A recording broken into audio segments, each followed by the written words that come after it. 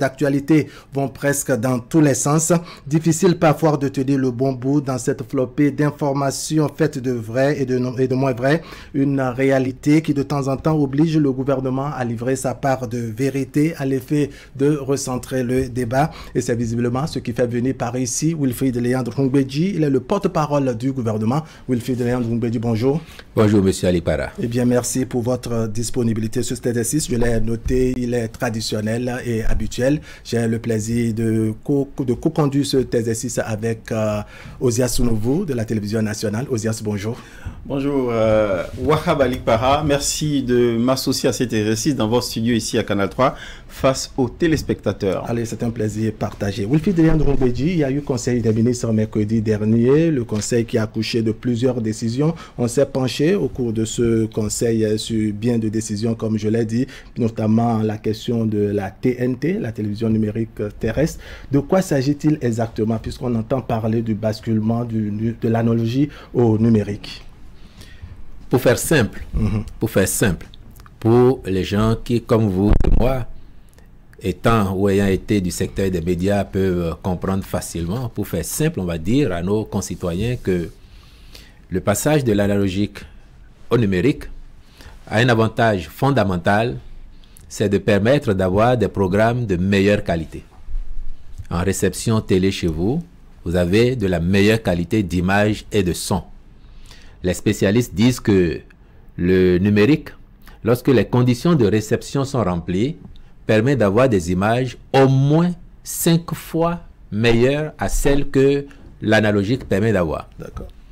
Le numérique permet par ailleurs une bonne gestion des spectres électromagnétiques, évite les interférences au maximum quand les conditions d'installation sont bien remplies, de telle sorte que vous n'avez pas une chaîne qui chevauche sur l'autre, et puis à l'arrivée, vous pouvez même sur une seule fréquence avoir plusieurs chaînes. Donc, il y a un gain de qualité et d'efficience avec l'implémentation du numérique. Aujourd'hui, au point où nous en sommes, c'est de constater que le gouvernement a pris toutes les dispositions qu'il fallait depuis quelques années en mettant en place les infrastructures, en discutant avec les éditeurs et en faisant le processus tel qu'il l'a planifié pour que toutes les conditions soient remplies aujourd'hui dans notre pays afin que la diffusion des programmes de nos télé puisse se faire de façon numérique. Depuis au moins un an, donc depuis février 2023, les conditions étaient déjà remplies et les essais avaient commencé. Et pendant un an, on a pu expérimenter cela en même temps que la diffusion analogique se poursuivait. Donc les deux modes étaient en cours, sont en cours, je dirais même jusque-là. Mais là, on a fait les essais et on s'est rendu compte que c'est concluant et que toutes les conditions sont remplies pour que désormais nous puissions opérer le basculement entier de l'analogique au numérique afin que, comme je le disais d'entrée de propos, nos populations, les téléspectateurs puissent bénéficier de programmes de meilleure qualité. Alors ce basculement commence quand exactement? Nous avons indiqué que, en fait, il a commencé. Mais maintenant, à partir du 1er avril, il va s'intensifier parce que zone par zone, on va décrocher à telle enseigne que autour du 15 août 2024, nous ayons réussi totalement le basculement et que les programmes chez nous soient entièrement numériques désormais à partir de cette échéance du 15 août 2024. Est-ce que à cette échéance que vous indiquez, monsieur le porte-parole du gouvernement, avec l'avantage du confort d'accès à des images de qualité, à des programmes de qualité et en offres multiples, est-ce que cela va se conjuguer aussi avec un confort d'accès par rapport au coût du boîtier ou du décodeur qui va permettre d'accéder justement au programme de la TNT? Belle question, monsieur Sounovo. Mais là aussi, je veux vous rassurer de ce que le gouvernement avait déjà anticipé cela. Déjà, pour les kits qui sont en place aujourd'hui, il y a eu un effort substantiel de la part du gouvernement qui a renoncé aux droits de douane, qui a renoncé à la TVA sur tous les équipements importés dans notre pays pour favoriser l'accès à la TNT à nos populations. De sorte que les kits qui sont vendus aujourd'hui, ceux que le gouvernement lui-même a acquis, parce que le gouvernement en a acquis un certain nombre, dispatchés dans toutes les mairies de nos 77 communes, et il y a des privés qui ont été homologués par la HAC pour qu'on s'assure que le matériel qu'ils font venir correspond aux normes et spécifications que nous avons retenues. Donc le gouvernement avait déjà fait un premier effort en délaissant toute taxe et droits de douane sur ces équipements-là. De sorte que le prix auquel ils sont cédés est un prix déjà subventionné. Mais j'ai une bonne nouvelle pour vous. C'est qu'en faisant le point de l'étape où nous en sommes, et pour être certain que nous pouvons enfin faire le basculement total, le chef de l'État a instruit la ministre du numérique et de la digitalisation et le ministre de l'économie et des finances à l'effet de voir encore s'il n'est pas possible de faire une action supplémentaire en subventionnant davantage ce qui est déjà disponible comme équipement sur le terrain. Et là, je vous le dis, les études ont été faites, les simulations ont été faites, et nous sommes aujourd'hui acquis à l'idée qu'un effort pourra être fait encore. Et très certainement que dans les prochains jours, vous allez entendre une nouvelle décision du gouvernement qui fera que les équipements de la TNT vont pouvoir être acquis par nos populations à un prix en dessous de celui pratiqué actuellement, qui est de 13 500 francs, avec toutes les exonérations que le gouvernement avait déjà faites là-dessus. C'est à 13 500 francs, et je peux vous dire que si le point d'atterrissage prévu par les réunions qu'il y a eu, les discussions qu'il y a eu est maintenu, on devrait l'avoir largement en dessous de 10 000 francs CFA. Alors, M. Wilfried Léandre Moumbedi, est-ce à dire qu'à part le gouvernement, sinon l'État central et les sociétés agréées ou autorisées par le gouvernement, il n'y aura pas d'autres personnes pour commercialiser ces équipements? Cette question est posée pour voir comment réellement soulager, je dirais, la bourse des populations. Quand on a fait tous ces investissements pour réussir le basculement, nous voulons quoi? Le confort, la qualité des prestations. Et pour ce faire, il faut aussi que les conditions de réception soient bonnes. Et les conditions de réception dépendent aussi des équipements ou des installations que vous faites. C'est pour cette raison que, le gouvernement, lui, ne peut pas acheter n'importe quoi. Il a pris sur lui, au démarrage, d'acquérir un certain nombre d'équipements. Ensuite, la HAC, dont c'est la mission républicaine, à regarder les cahiers de charges et à autoriser certains privés, donc homologuer leurs produits pour leur dire vous pouvez apporter sur le marché béninois parce que cela correspond à ce que nous voulons. Demain, s'il y a 10 autres, 100 autres qui voudraient le faire, la même démarche, c'est d'aller vers la HAC, de présenter les spécimens de ce que vous voulez apporter. La HAC fait ses études, arbitre et vous dit oui, ça c'est bon, ça nous convient, vous pouvez faire venir. Donc, dans tous les cas, il y aura toujours ce niveau de filtrage pour que ce qui arrive sur le marché soit conforme à nos besoins en termes de normes et qualité.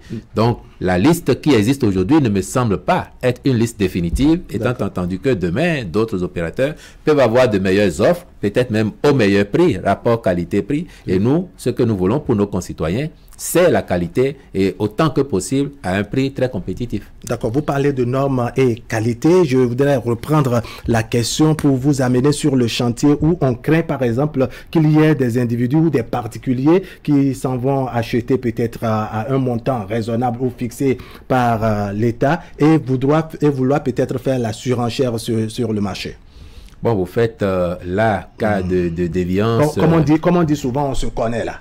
Sur la terre des humains, cela n'est pas à exclure, me semble-t-il, que quelqu'un achète, et peut-être parce qu'il en avait déjà, il va acheter et il va revendre à quelqu'un d'autre qui n'est pas informé qu'il y a une subvention significative sur le produit. Mais là-dessus, je peux vous rassurer aussi que en faisant cette démarche, il y a un point important qui est celui de la communication et de la sensibilisation. Et à cet effet, le gouvernement a entrepris également de contractualiser avec une grande agence de la place afin qu'elle fasse la campagne de sensibilisation, communication pour que les populations aient les informations dont elles ont besoin afin d'apprécier et de se décider. D'accord. Wahab, l'autre décision qui attire l'attention au niveau du Conseil des ministres dernier, en date avant cette émission, c'est la réorganisation de la filière d'exploitation de sable, notamment à travers le dragage dans le Grand Nokoué. Quels sont les enjeux, surtout la grande ambition affichée à travers cette réorganisation? L'ambition majeure, c'est la bonne gestion de nos ressources et la protection de l'environnement, mais aussi et surtout la quiétude de nos populations. On sait très bien qu'aujourd'hui, il y a une multitude d'acteurs et dans presque toutes les localités où il y a cette activité d'exploitation des ressources, notamment le dragage de sable, vous ne verrez pas d'unanimité entre les populations riveraines et les acteurs. Moi, j'en connais.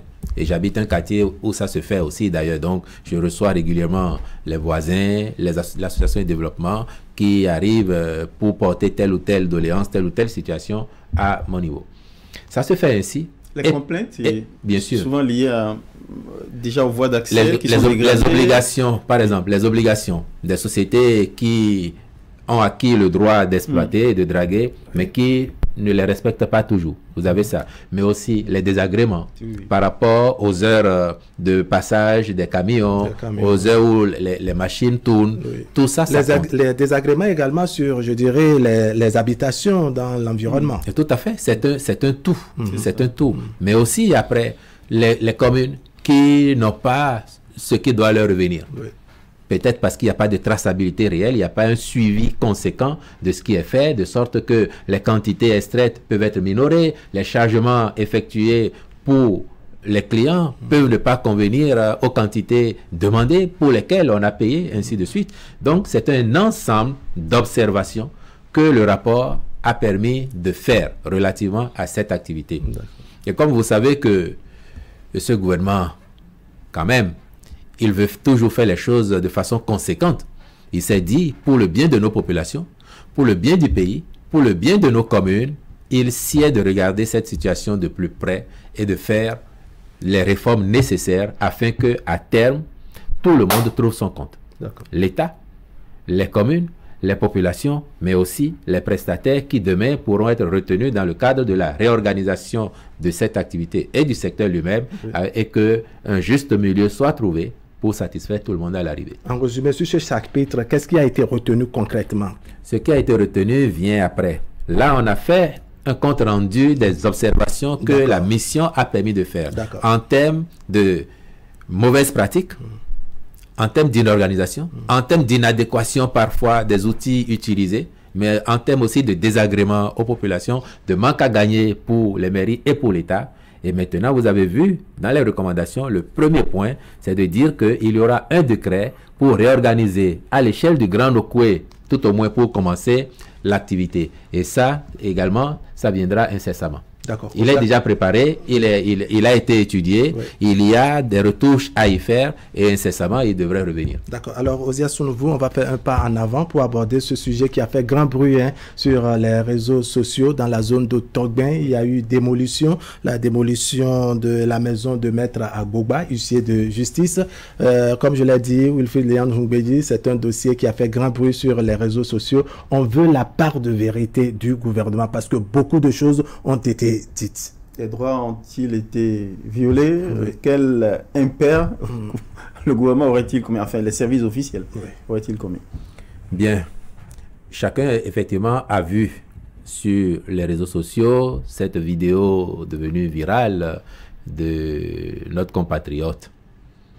Mais je crois que, passé l'émotion, il est utile de restituer les choses dans leur contexte afin que les uns et les autres comprennent que, en l'espèce, il n'a été point question de sauvagerie ou de méconnaissance des droits d'un citoyen tel que cela a été prétendu. Je ne vais pas refaire l'histoire du périmètre du projet de développement de la route des pêches, ni en particulier l'histoire de ce périmètre de la zone de Togben dite zone 4. Toujours est-il qu'à un moment donné, l'État a pris la décision de réintégrer cette zone dans le périmètre du projet route des pêches. À partir de ce moment-là, la déclaration d'utilité publique a été faite et conséquemment les expropriations. Certains de nos concitoyens avaient déjà acquis des parcelles, d'autres avaient construit, d'autres n'avaient pas construit. Certains sont même venus construire après. C'est un constat que l'on peut faire. Mais dans tous les cas, quand il y a expropriation, il doit y avoir préalable et juste dédommagement. C'est ce que la loi prescrit. Les services compétents de l'État ont engagé les procédures nécessaires en l'espèce pour recenser toutes les personnes affectées par le projet, leur demander ensuite de participer à la démarche qui doit aboutir au dédommagement des uns et des autres. D'accord. Vous avez dû noter que dans la zone, si vous la connaissez bien, c'est quand même en plusieurs hectares, une vingtaine au moins, vous avez dû remarquer qu'il y avait, que ce soit les habitations ou les parcelles vides sur lesquelles étaient apposés des plaques, vous avez dû remarquer qu'il y avait quand même quelques centaines de nos concitoyens là. à l'arrivée, il n'y a plus des centaines qui n'aient pas été prises en compte. Alors, que s'est-il passé? Certains ont fait la démarche comme cela a été demandé, de bout en bout, et ont été dédommagés. D'autres n'ont pas voulu s'associer, ont essayé de faire du dilatoire, de la résistance, pour ne pas participer, parce que c'est une zone qui intéresse les uns et les autres, on veut bien y rester. Donc, ils ne se sont pas soumis à l'exercice. Les services compétents, la commission d'expropriation, les services qui s'occupent des dédommagements, ont fait les relances qu'il faut, et il vous souviendra que même à un moment donné, passé les délais, le ministre du cadre de vie a fait à nouveau un communiqué pour donner un nouveau délai supplémentaire aux derniers qui étaient encore là, ils étaient 2-3, pour avoir à libérer les lieux. Faute d'avoir l'accompagnement de ces personnes, l'administration a dû se porter devant la Cour spéciale des affaires foncières, qui est compétente en matière foncière dans le Grand Nokoué et dans certaines autres communes voisines, comme Toribo-Sito. Et la Cour spéciale des affaires foncières, dans le processus de réédition de sa décision, a dû s'assurer que pour les personnes qui n'avaient pas encore été dédommagées, consignation de leur argent, donc la contrepartie, a été faite. S'il n'y avait pas de consignation, la Cour aurait considéré que l'État, l'administration n'a pas rempli sa part du boulot. D'accord. Et n'aurait certainement pas rendu les ordonnances qui ont permis d'aller intervenir, parce qu'il faut le dire. Donc, c'est sur la base de décisions judiciaires in fine que l'administration a pu aller faire ces opérations. Donc, il apparaît clairement que, oui, au jour d'aujourd'hui, certains n'ont pas eu l'argent, mais ce n'est pas parce que l'État n'a pas mis l'argent à disposition. Ce n'est pas parce que l'administration n'a pas organisé le dédommagement comme cela est prescrit par la loi. C'est parce que les personnes concernées ne se sont pas associées à la procédure. Mais, même dans ce cas, cet argent a été consigné auprès de la Caisse des dépôts et consignations. De sorte que si aujourd'hui, que ce soit M. Agbogba, que ce soit M. Ouessou, que ce soit un autre, s'ils vont faire les formalités nécessaires, le processus de dédommagement va se mettre en branle et la commission fera ce qu'il faut pour que leur argent soit viré sur leur compte. Mais vous ne pouvez pas dire que vous n'avez pas reçu l'argent ou que l'argent n'est pas allé sur votre compte si en amont, vous n'avez pas fait les formalités subséquentes afin d'être payé. Le vrai problème, c'est que certains de nos concitoyens, et vous avez entendu M. Agbogba le dire clairement, certains d'entre eux disaient il faut nous maintenir dans le périmètre du projet. C'est ça. Ou bien nous maintenir, ou bien le ministère du cadre de vie va nous construire notre maison à l'identique avant qu'on bouge. Ce que prescrit la loi, c'est le dédommagement. Or, en l'espèce, et pour le cas de M. Agbogba tout au moins, qui a circulé, une évaluation a été faite, contestée, une réévaluation a été faite, et le montant à 10 d'espère a été fixé pour le dédommagement. À partir de ce moment-là, l'espèce est l'arbitre entre l'État et les parties concernées. Donc, l'espèce a fait son travail et l'État n'a plus contesté le montant du dédommagement prescrit par l'espèce. Excusez-moi, monsieur le président, est-ce qu'il y a eu une expertise contradictoire à une première qui aurait été faite? J'ai dit tout à l'heure que certains ne se sont pas du tout associés à la procédure. Donc, même là où il fallait faire de l'expertise, il y a eu blocage. Ils n'ont pas cru devoir participer. Mais si vous venez, par exemple, voir un bâtiment, vous ne voyez pas l'intérieur. Vous voyez un bâtiment de type R+1, R+2, R+3. Vous êtes expert de la matière. Vous pouvez fixer un quantum pour la valeur de ce bâtiment. Il ne sera pas forcément juste tant que vous n'avez pas le détail des matériaux, de ce qui a été fait. Maintenant, si vous voyez de l'intérieur, vous voyez les équipements. Quel type de carreaux ils ont utilisé? Quel sanitaire il y a? Les tuyaux qui ont été utilisés, ils sont de quelle fabrication, de quelle maison, ainsi de suite. Si vous voyez tout ça, vous pouvez maintenant avoir une idée plus ou moins précise de l'envergure de ce qui a été fait et fixer un montant assez voisin du montant réel. Peut-être un peu en dépassement, peut-être un peu en diminution, mais généralement un montant assez voisin. Et c'est pour ça qu'il est contradictoire. Vous le faites en présence du propriétaire qui dit voici ce que j'ai utilisé et au besoin, en principe, il vous sort ses factures. Et quand vous avez les factures, vous savez très bien que il a effectivement déboursé autant d'argent et en ce moment-là, vous aboutissez à un montant consensuel.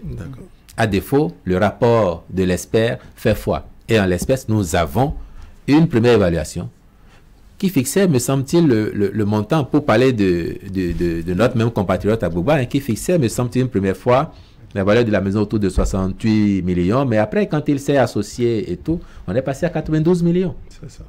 Alors, est-ce à dire que, de façon résumée, ce qu'exige Maître Agbagba n'est pas ce que dit la loi? Alors, vous voyez, j'ai dit tout à l'heure qu'il y avait peut-être quelques centaines de nos concitoyens sur le périmètre. Oui. Si vous faites droit à un qui dit « moi je veux rester dans le périmètre », au nom de quoi, sachant qu'il y a le principe de l'égalité des citoyens devant la loi, vous ne feriez pas le même droit à d'autres qui diraient « moi aussi j'ai envie de rester là ». Même si notre projet individuel dénote, c'est-à-dire sort carrément de l'esprit de ce qui va être fait en place, dès lors que vous accédez à la revendication de l'un, vous vous astreignez à faire pareil pour les autres. Et en l'espèce ici, je voudrais que on nous entende et que acte soit donné au gouvernement de ce que l'objectif n'est pas de faire mal à nos concitoyens. On sait très bien qu'il y a une valeur affective à un bien qu'on a acquis, à une maison qu'on a construite. Même si on ne l'habite pas depuis longtemps, c'est parce qu'on est ami de sa sueur, de son envie. Il y a une valeur affective, on le sait. De sorte que s'il n'y avait pas de nécessité, personne n'aurait fait ça. Personne n'aurait fait ça s'il n'y avait pas de nécessité. Donc, c'est parce que nous croyons que c'est bon pour le pays, c'est bon pour notre ville, au regard de l'envergure que nous donnons à nos programmes, au regard de l'attractivité que nous lui donnons et surtout de notre quête d'en faire une grande destination touristique. C'est pour toutes ces raisons-là que quand on a identifié un projet à réaliser et qu'on considère que c'est bon pour l'ensemble, on avance. En tenant compte évidemment des droits de nos concitoyens qui sont impactés. En clair, que faut-il faire pour dire désormais que cette affaire UC Agbagba et autres, que c'est derrière nous? Je viens de vous donner les raisons objectives qui ont conduit à la situation. Et je crois que c'est ce qu'il a été. Je n'ai rien inventé. C'est la réalité des faits. Et ce qu'il nous appartient de faire en tant que citoyens aussi, c'est de savoir que oui, tout en défendant nos droits, nous sommes des singularités au sein de la pluralité et que l'intérêt collectif devra l'emporter généralement sur les intérêts individuels. Ce qui est sûr, le gouvernement ne fera pas obstruction à sa tentative, je parle de Maître Agbagba, l'huissier, de poursuivre peut-être une procédure pour se faire entendre. Nous sommes dans un état de droit. La procédure va faire quoi? La procédure va regarder, est-ce que l'État a accompli les tâches qui lui sont assignées par la loi? Est-ce que l'État a entrepris de dédommager? Et la procédure constatera que beaucoup ont déjà été dédommagés, ont été prendre leur argent. Elle constatera que certains n'ont pas été dédommagés, pas parce que l'État n'a pas voulu, mais parce qu'ils ne se sont pas associés. Et elle constatera, comme ça a déjà été constaté d'ailleurs par la CESAF, que l'État, par précaution, a consigné les ressources nécessaires au dédommagement de ces personnes. Et en l'espèce, Maître Agbagba, s'il fait les diligences dans les jours qui viennent là, je suis sûr que lui-même reviendra vous dire, bon, finalement, j'ai fait mes diligences et puis l'argent a été viré sur mon compte. Bon, à condition qu'il se satisfasse du montant. D'accord. C'est souvent la question querellée. En effet. Allez, on évolue, n'est-ce pas? Si vous avez bien écouté son élément, il ne me semble même pas qu'il parle du montant. Non. L'objectif pour lui, c'est ou bien je reste là, ou bien vous me faites une autre maison. C'est l'attachement au milieu. Mais si vous avez les ressources, vous pouvez refaire la maison. Et puis, je n'aurais pas été exhaustif si je ne vous dis pas que dans cette localité-là, il y a des personnes insoupçonnées qui ont fait l'objet de la même procédure d'expropriation. C'est ça. Les personnes insoupçonnées, ça sous-entend quoi? Je ne veux trahir aucun secret, mais je vais vous dire que même celui qui s'occupe des questions d'expropriation, des questions de domaine, ANDF est concerné. Je connais des ministres, des directeurs, des opérateurs économiques qui étaient dans cette zone et qui ont subi la procédure comme tout le monde, sans rechigner. Ce ne sont pas des exemples emblématiques. Parce qu'en fait, il doit se monter plus exemplaires d'ailleurs. Justement, et c'est vous dire donc qu'il n'y a pas eu de 2 poids 2 mesures. D'autant que ces personnes ont pu se soumettre à la procédure et il n'y a pas eu de 2 poids 2 mesures. Vous voulez enfourcher sur une autre grande question pour d'actualité. La direction du palais des gouverneurs sur cette question de la révision de la Constitution. Il y a que oui, le débat se fait au niveau de l'Assemblée nationale, mais ça se fait également sur les réseaux sociaux et ailleurs. Mais on est curieux de comprendre, M. Wilfried Réan-Ndoumbédji, comment le gouvernement et son chef apprécient l'évolution des choses sur cette question de la révision de la Constitution. Là où le débat se trouve actuellement, cela relève de la souveraineté de l'Assemblée nationale. Donc le gouvernement n'a aucune appréciation, aucun jugement à émettre sur ce qu'il se passe au niveau de l'Assemblée nationale. Ce qui intéresse le gouvernement, simplement, c'est qu'à l'arrivée, tout se passe bien pour le pays.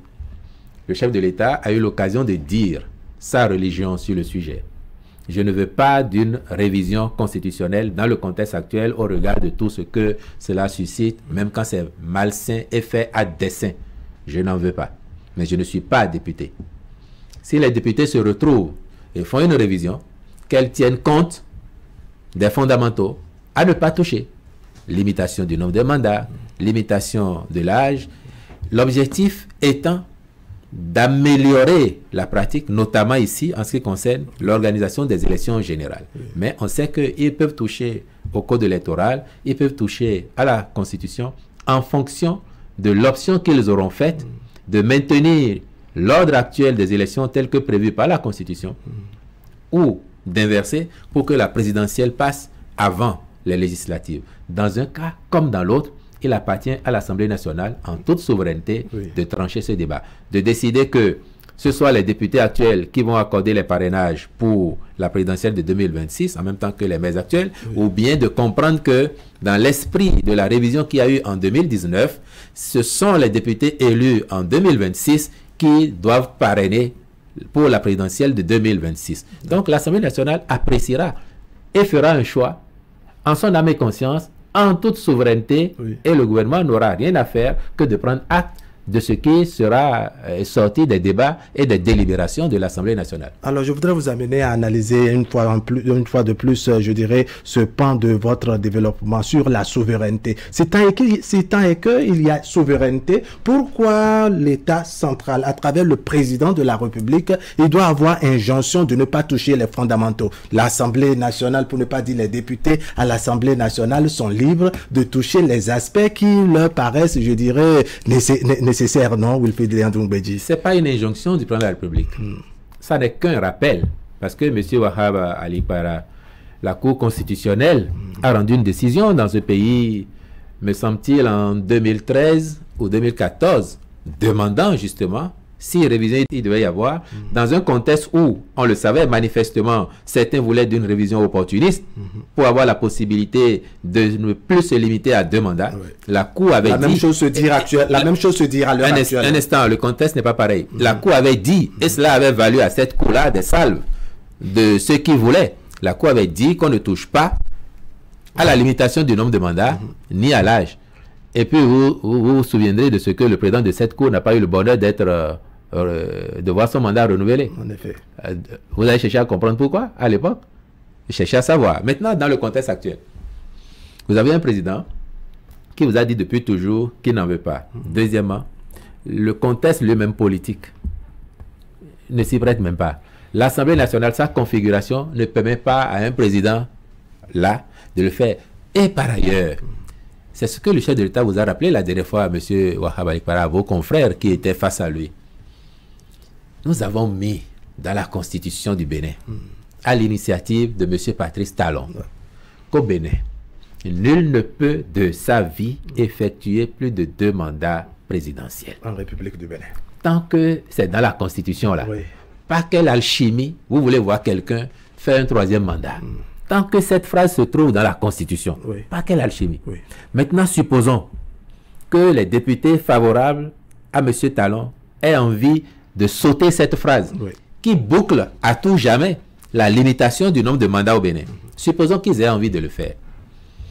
Même s'ils sont 81 à l'Assemblée, ils n'ont pas le nombre qu'il faut pour le faire si les députés de l'opposition ne s'associent à la démarche.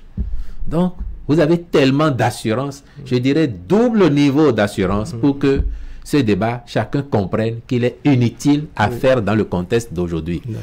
Le président de l'Assemblée nationale actuelle avait indiqué, lorsque il entrait en fonction au titre de cette mandature, il avait indiqué que, entre autres chantiers qui pourraient survenir au cours de la législature, il y aurait éventuellement la question de la révision de la Constitution qui tienne compte justement du respect des fondamentaux que j'ai indiqués. Donc l'Assemblée nationale est dans son rôle et le gouvernement et son chef ne sont demandeurs d'aucune révision qui permettrait à M. Talon de faire un troisième mandat. Alors, qu'est-ce qui, selon vous, Wilfried Léon de Ndédi, justifie cette, je dirais, cette forme de crise de confiance, en dépit de ce que le président Patrice Talon a dit, en dépit de ce qui est inscrit dans la Constitution, on continue de penser que la révision de la Constitution telle que voulue par les députés à l'Assemblée nationale et autres, c'est une façon de chercher un troisième mandat à Patrice Talon. Je viens de vous donner des raisons qui vous montrent que cela est impossible. Bien. Mais en plus... Oui, la crise de confiance est née où? Il n'y a aucune raison qu'il y ait crise de confiance. Chacun connaît le président du parti Les Démocrates, non? Chacun le connaît, non? Moi, je vais vous rappeler, vous et moi, nous étions là. En 2007, vous n'avez pas vu qu'il a fait prêter serment à des députés qui ont été élus sur sa liste pour lui jurer fidélité au cours de la législature qu'ils ne vont pas changer de camp. Vous avez oublié ça peut-être. Maintenant, en tant que président de parti, qu'est-ce qui l'empêche, s'il a pu faire prêter serment aux gens hier, qu'est-ce qui l'empêche de leur prendre les procurations et de dire, bon, je ne fais pas confiance à certains d'entre vous. L'Assemblée nationale, on vote par procuration ou on vote en présentiel quand on est là. Il peut dire, et c'est déjà arrivé, non? En 2015, quand on a fait l'élection du bureau de l'Assemblée, vous n'avez pas vu le jeu des procurations. Maintenant, il peut dire, il y a certains à qui je ne fais pas confiance. Parce que je considère que eux là, c'est des chevaux de Troie. Ils vont soutenir la révision et peut-être qu'on va sauter tous ces verrous là. Ce sont les députés de son parti. Il n'a qu'à prendre leur procuration et donner à ceux à qui il a confiance pour qu'ils aillent faire. Mais visiblement, le manque de confiance n'est pas au niveau des députés, n'est-ce pas, de l'opposition. On pense que c'est au niveau du camp, en tout cas dans le rang de la mouvance qu'il y a problème. Mais si vous dites qu'il y a crise de confiance... Non, je ne fais que rapporter, n'est-ce pas, s'il y a crise de confiance au sein de la mouvance, ça voudra dire que la mouvance ne parle même pas de la même voix. Donc vous aurez des députés de la mouvance pour voter contre le projet s'il était question de sauter les verrous. On dit plutôt des députés de la mouvance qu'ils veulent réviser de la Constitution pour accorder un troisième mandat. Mais ils n'ont pas le pouvoir de le faire, justement. Ils n'ont pas le nombre.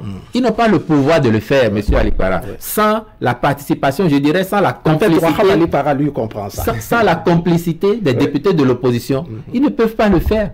Alors, les députés du parti de M. Boni-Yahi, s'ils ne disent pas, bon, nous sommes pour que M. Talon reste au pouvoir, même s'ils le disent, Talon dit non. Il a déjà dit, même s'ils le disent aujourd'hui, il leur dira, ça ne m'intéresse pas. Mais supposons qu'il veuille le dire. Il faut qu'il soit en quantité suffisante pour dire et soutenir ça. Mais je vous ai dit, tant qu'il y a cette phrase dans la Constitution, nous sommes à l'abri de ce débat. Et ce n'est pas un débat utile pour nous aujourd'hui. Ce n'est pas un débat utile pour nous. Ce qui compte, c'est de travailler pour que le pays progresse. Pour que nous vivions mieux. Pour que les Béninois se sentent mieux chez eux. De plus en plus. C'est de ça qu'il s'agit. Alors, sur la question de la crise de confiance, en fait, je surtout transposer au niveau du peuple, de l'opinion. Si on peut donner acte au gouvernement de respecter le principe de la séparation des pouvoirs et de considérer que l'Assemblée nationale et le Parlement se saisit de sa souveraineté pour connaître de cette question de la révision, quand on sait que parallèlement, il y a aussi un texte de proposition de relecture du code électoral sur la table. Et justement, et provenant littéralement du même camp présidentiel. Ce gouvernement nous a habitués à de la cohérence, en tout cas son camp politique. Et comment est-ce qu'on peut convaincre le Béninois, le citoyen ordinaire, qu'il n'y a pas là un jeu qui se joue, d'accord, quelque chose qui se joue face à ces sortes de dichotomies de postures au sein de la même mouvance sur cette question. Parce que c'est la parole publique, la crédibilité de la parole publique c'est ça l'enjeu en fait, ce qui se joue. Monsieur Sounouvou, la parole publique en l'espèce ne souffre d'aucun manque de crédibilité. Regardez bien quand la Cour a rendu sa décision pour corriger le problème soulevé.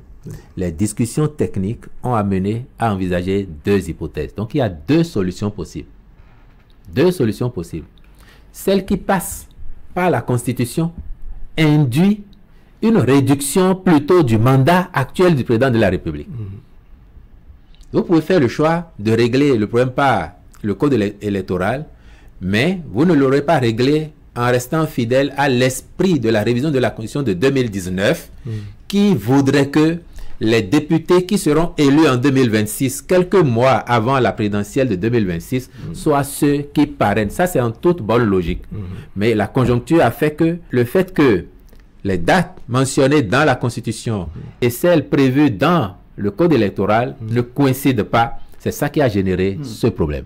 Maintenant, pour le régler, soit vous allez dans la Constitution, et pour aller dans la Constitution, vous inversez l'ordre des élections. En inversant l'ordre des élections, au lieu que le président Talon finisse son mandat en mai 2026, il devra le finir plutôt en mars 2026.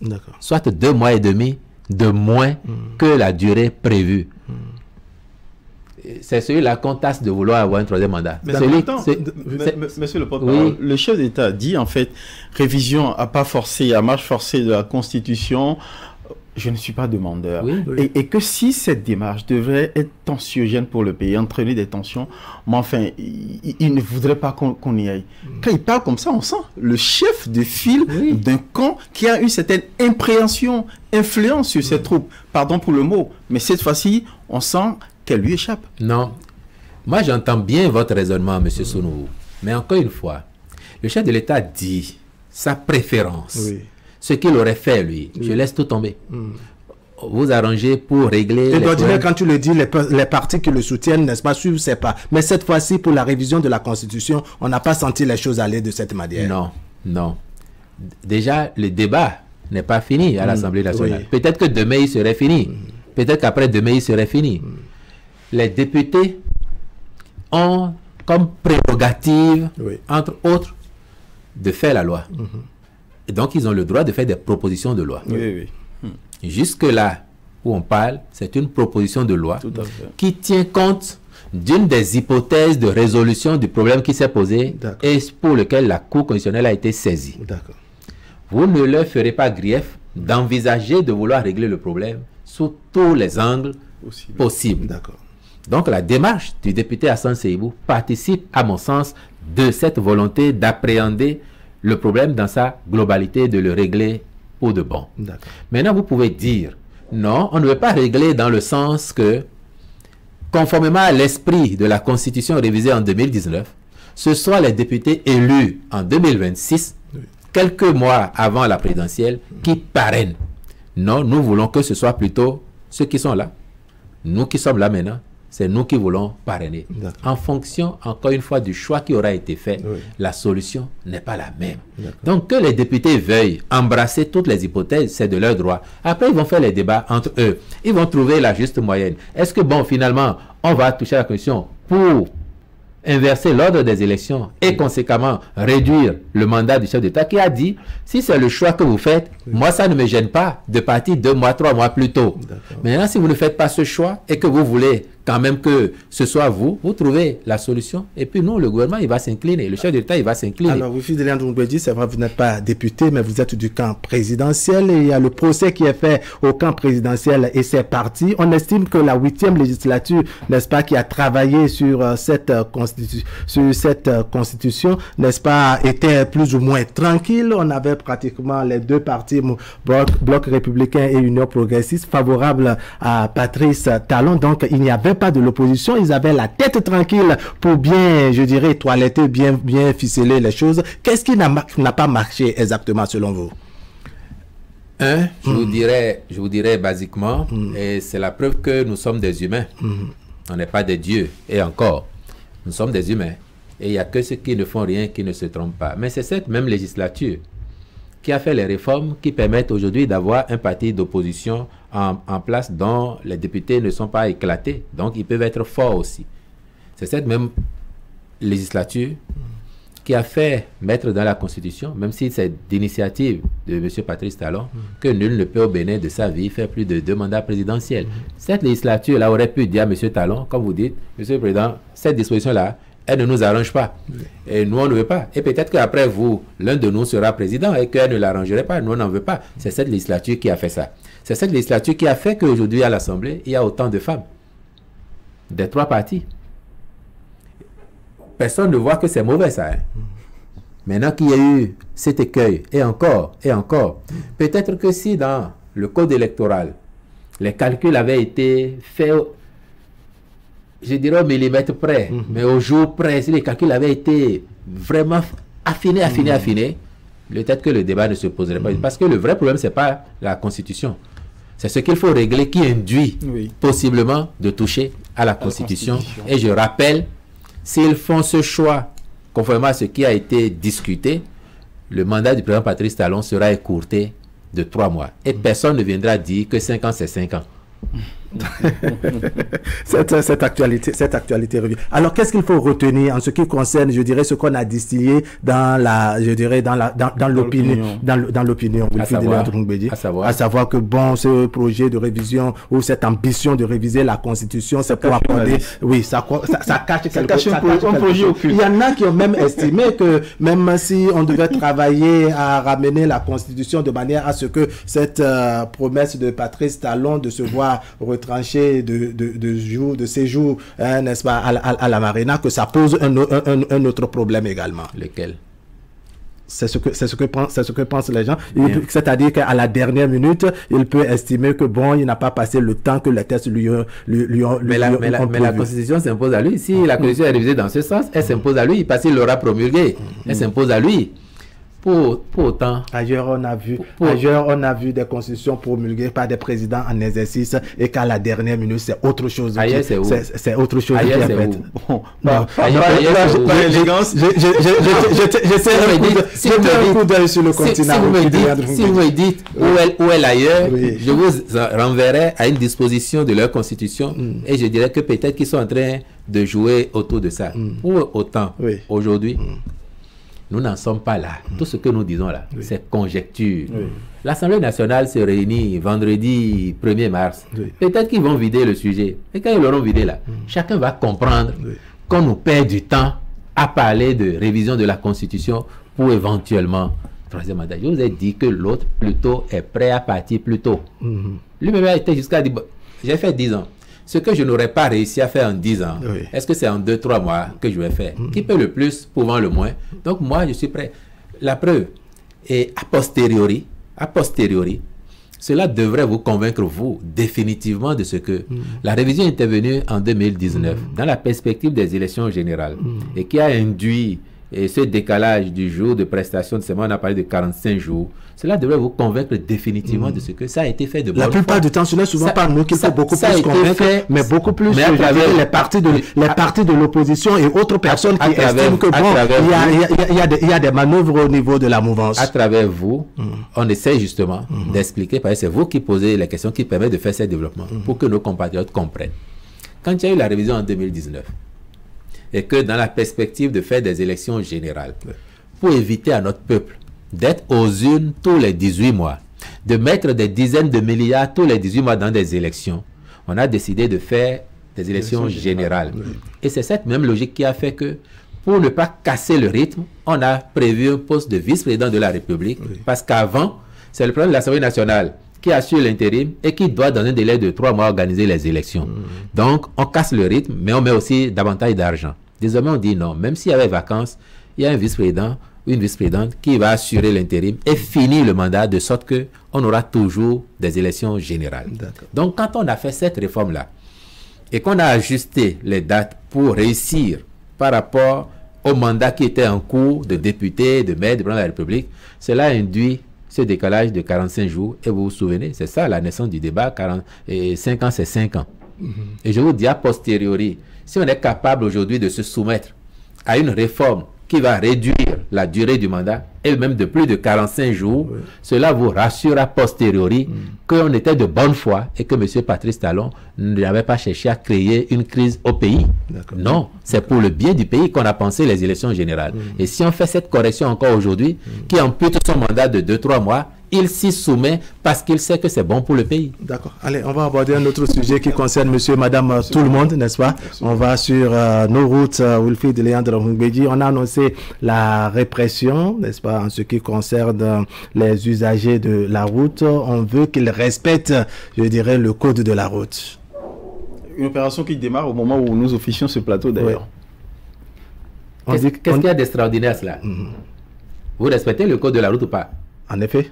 Vous respectez le code de la route ou pas? Bon, enfin, on essaie qu'on le bien fondé de la répression. On est parti d'où? Le constat, c'est quoi exactement? Je fais pareil. Le constat, c'est que nous avons beaucoup de nos frères, de nos sœurs, de nos concitoyens qui, sur les routes, ne se comportent pas toujours comme s'ils étaient en milieu public où il y a des règles, il y a des codes à respecter. Oui.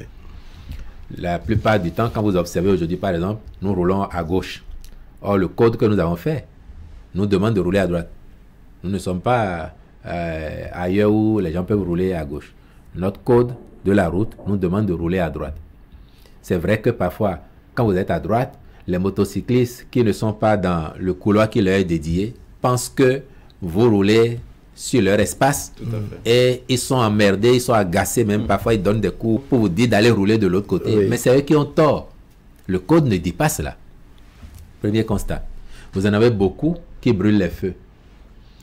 Moi, où je passe tous les jours, il y a un feu que beaucoup ne respectent pas.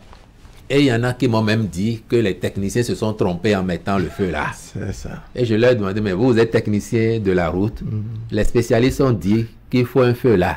Donc, à partir du moment où il est là, vous le respectez. Le feu les agace. Quand vous vous arrêtez à ce feu, On dirait que ça fait le feu. quand vous arrêtez, quand vous observez le rouge à ce feu, je vous assure, il vous regarde avec curiosité. Parce qu'il pense que c'est vous qui êtes en erreur. Bien. Vous avez d'autres à moto, on n'a pas de voiture, à moto, qui ne mettent pas de casque. Vous en avez. Vous avez d'autres en voiture qui ne mettent pas de ceinture.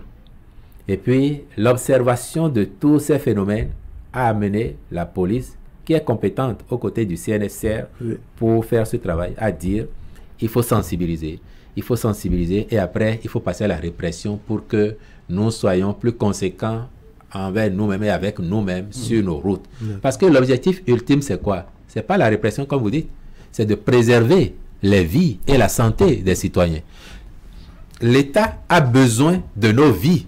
L'État a besoin que chacun de nous soit vivant pour être citoyen. Et la police accompagne cette volonté, cette ambition de l'État de nous aider à préserver nos vies. Maintenant, j'entends et je comprends parfois, on dit, par exemple, pour parler des casques. Donc, c'est pour ceux qui sont à moto ou ceux qui pourraient être amenés à prendre une moto pour se déplacer. Oh, les casques coûtent cher. Ou bien la conjoncture est telle qu'on ne peut pas acheter. On a faim. Mais quelqu'un dit, je suis étudiant, je ne peux pas acheter un deuxième casque pour un passager. Mais je vais vous rappeler un contexte. Allons-y. Même dans ce pays, quand on a commencé à dire d'abord qu'il faut que tous ceux qui conduisent aient leur casque, le même débat a eu lieu. Il y a 10 ans et un peu plus. Le même débat. Ah, on n'a pas encore trouvé à manger, on va acheter casque. Vous vous rappelez? Monsieur Sounourou, monsieur Ali Bara. Là, je n'invente rien. C'est une ritournelle. Donc, le même débat qu'on entend aujourd'hui, à savoir pourquoi est-ce que le passager va porter un casque, pourquoi est-ce que je devrais avoir un casque, un deuxième, pour protéger mon passager. On l'a déjà entendu avant.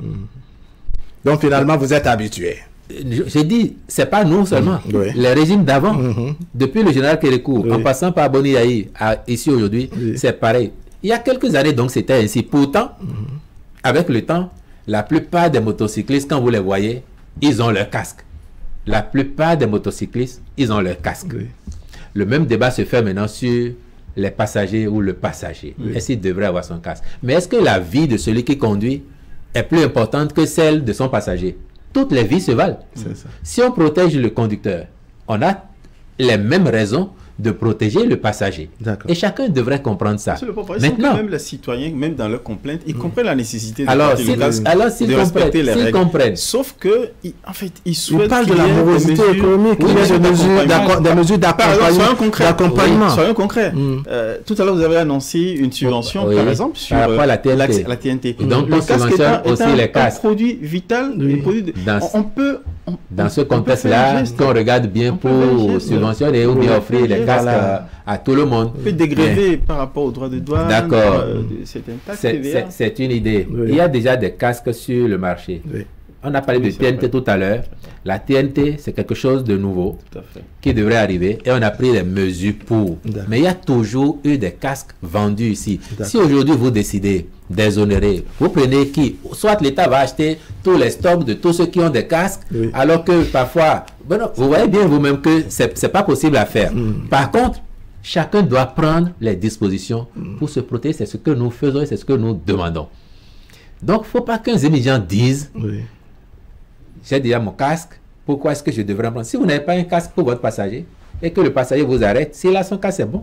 Mais si tu veux rester à moto, il faut que tu aies ton casque. Et vous savez, vous savez, tout à l'heure, vous m'avez donné l'exemple d'un pays, je vous ai demandé de le citer, vous n'avez pas voulu. Je vous donne l'exemple d'un autre pays que je ne vous citerai pas non plus, mais qui n'est pas aussi loin que celui que vous n'avez pas voulu citer. Et que vous aussi, vous connaissez bien. Que je connais bien, que je ne vais pas vous citer. Quand vous y allez là, ils ne sont pas vraiment loin d'ici, hein. C'est au plus 3 heures de route. Allons-y. Quand vous y allez, vous ne verrez pas une seule moto dont les occupants n'ont pas de casque. Et là-bas, ça s'est réglé en une journée. Franchement, ça s'est réglé en une journée, sans le temps de sensibilisation que nous on fait ici. Du côté de l'Ouest. En une journée. Finalement, on est trop gentil par ici. Je dis pas ça. Nous, c'est pas, on respecte davantage nos citoyens, on sensibilise pour que chacun comprenne le bien fondé. Mais je vous dis, en une journée, ils ont réglé ça. Vous ne verrez personne. Et même là, il y a longtemps, pendant que nous ici encore on se permettait de rouler sans casque, ils avaient déjà réglé ça depuis. Et quand on y allait, on se disait, mais pourquoi ils sont si différents? Alors regardez les ceintures. Est-ce que celui qui a sa voiture et qui ne met pas sa ceinture de sécurité, et c'est aussi un problème d'argent. C'est parce qu'il n'a pas les moyens, qu'il ne met pas sa ceinture, alors qu'il a déjà une voiture.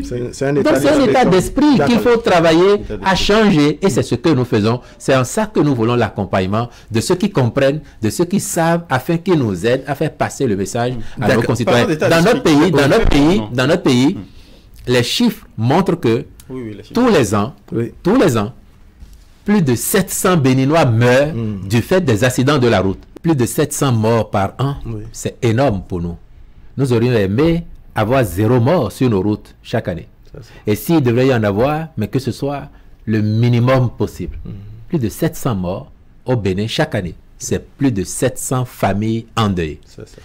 Et endeuillées, souvent par surprise. Ce n'est pas un cas où un parent était souffrant, malade. On a eu le temps de voir venir, on s'est dit, bon, il n'y a pas de chance qu'ils survivent. Non, c'est des cas où vous êtes sorti de chez vous le matin en disant au revoir à la famille, à midi ou bien à ce soir, et on appelle votre famille après pour dire il a eu un accident. Donc, si on se discipline sur les routes, et quand vous regardez dans le lot, vous verrez très bien que la grande majorité des victimes, c'est des gens, quand ils sont en moto, ils n'avaient pas de casque.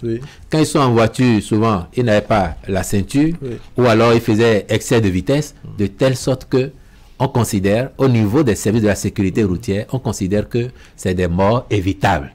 Et la sensibilisation qui a été faite, qui se poursuit, et la répression de la police nationale vise in fine à nous épargner cette douleur d'avoir chaque année plus de 700 de nos concitoyens qui doivent partir rejoindre les morts du fait de notre inattention, de notre irresponsabilité collective. C'est ça que nous voulons corriger. Et d'avoir à payer un lot tribut, un prix plus lourd dans ces cas dramatiques plutôt que de s'essayer pour dépenser. Et je vais vous dire, mais je vais vous dire la bonne nouvelle, Monsieur Sounou, Monsieur Alikpara, en venant chez vous ce matin, moi j'ai observé dans la ville le cas particulier des motocyclistes.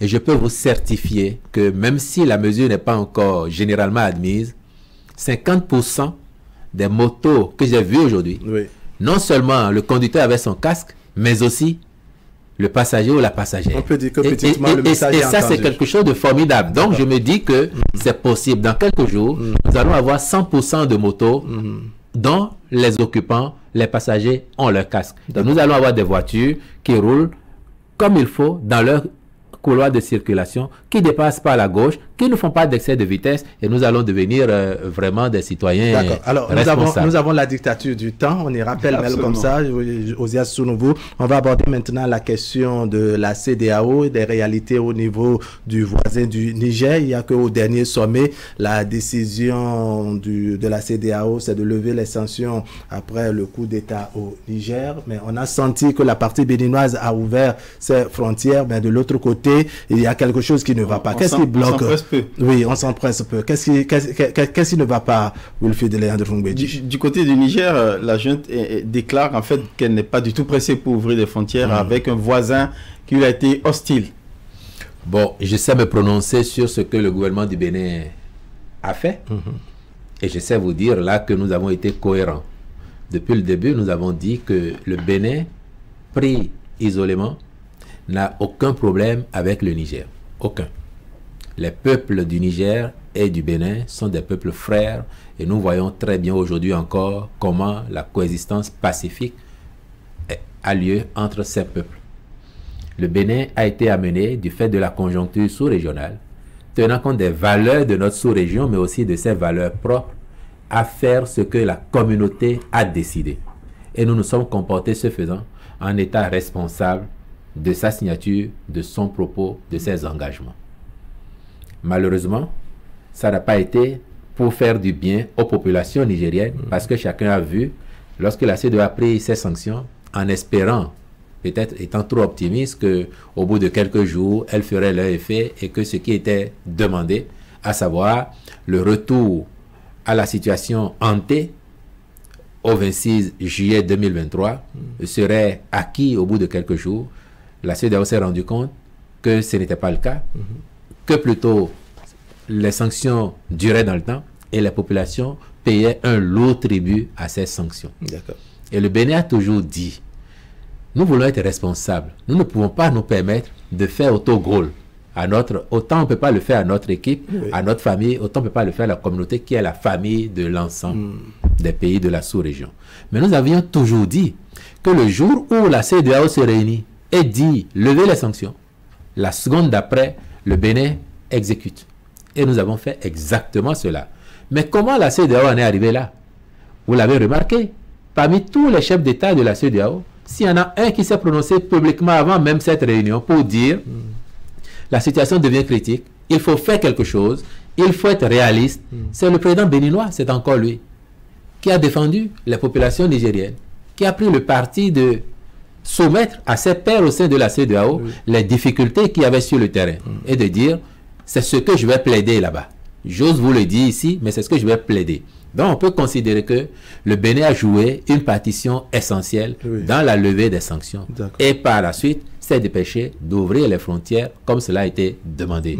Alors évidemment, je ne peux pas dire pourquoi de l'autre côté, on n'a pas encore ouvert, mais j'ai bon espoir que les autorités nigériennes sont sans doute en train d'apprécier des réalités domestiques et qui vont leur prendre le temps qu'il faut en attendant qu'elles agissent de leur côté pour que les populations recommencent à vaquer librement d'un côté et de l'autre à leurs activités. Alors, il y avait 3 membres du gouvernement, n'est-ce pas, qui étaient sur le terrain, n'est-ce pas, du côté de Malanville, si je ne me trompe, n'est-ce pas? Alors, qu'est-ce que cela a changé 48 heures après, hein, je dirais, dans les habitudes de nos populations du côté béninois? Le déplacement des membres du gouvernement, c'était effectivement déjà d'aller constater qu'effectivement, il n'y avait plus aucun barrage du côté béninois.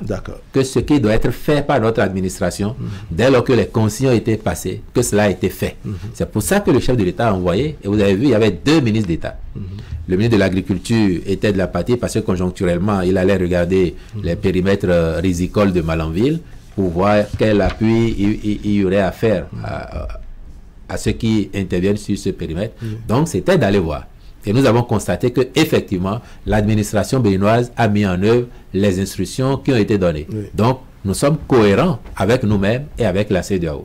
Après, nous espérons que de l'autre côté, ce qui doit être fait le sera pour que la convivialité, la fraternité et qui ont toujours existé entre nos peuples redeviennent et ce qu'elles ont toujours été. Le gouvernement béninois va-t-il se contenter d'espérance? Je vois ce mot revenir dans votre bouche après avoir entendu le ministre d'État Abdoulaye Biaye aux frontières à Malanville. Vous n'allez pas vous contenter d'espoir ou d'espérance en croisant les bras. Il va falloir songer peut-être à mettre sur la table des questions qui fâchent pour solder les conséquences et les dettes laissées par justement le temps qui a trop duré avant ces décisions. Par exemple, du côté des marchandises et des opérateurs économiques, des deux côtés d'ailleurs. Entre les États, on sait le faire. On sait le faire. Nous avons agi immédiatement, conformément à ce que la communauté a décidé. Et s'il y a d'autres efforts à faire, ne comptez pas sur nous pour ne pas les faire. D'accord. Allez, votre mot de conclusion, le temps est vite passé. Ben, je vous remercie pour l'opportunité que vous m'avez donnée de venir partager avec vous sur ces quelques sujets d'actualité, l'action, les motivations du gouvernement, les raisons qui fondent telle ou telle action, et j'espère que grâce à vous, nous aurons réussi à apporter les clarifications nécessaires à nos concitoyens afin qu'ils comprennent davantage le bien fondé des décisions qui sont prises. D'accord. Osias Sounouvou. C'est la fin, merci. Merci de m'avoir convié à cet exercice dans les locaux de Canal 3. Merci beaucoup à vous, Osias Sounouvou. Merci beaucoup également à vous, Wilfried Léandre Moumbedji, porte-parole du gouvernement. Mesdames, Messieurs, ce serait tout pour aujourd'hui. L'information continue de part et d'autre. Merci pour votre traditionnelle fidélité. On se retrouve très bientôt.